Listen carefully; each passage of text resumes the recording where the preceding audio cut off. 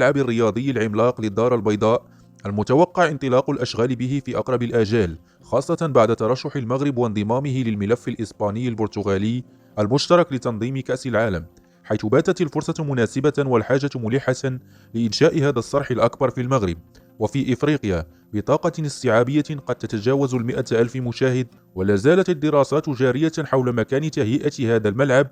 بين بوسكورة وسيدي مومن أو نواحي مدينة بن سليمان، وما يرافق ذلك من مرافق أخرى ووسائل ومواصلات ضرورية، خاصة أن الملعب موجه بالأساس لجماهير البيضاء، ويستحسن أن يظل قريبا ما أمكن إلى العاصمة الاقتصادية، خاصة بعد الانتظار الطويل من جماهير الغارمين التي تفتقد التصوير بالدرون للتيفوهات والإبداعات، وذلك لأن الملعب الجديد سيكون مغطى بالكامل بخلاف دونور، وعليه فالتصوير سيقتصر على مقاطع من داخل الملعب لا من خارجه كما كان يحصل في المناسبات الكبيرة.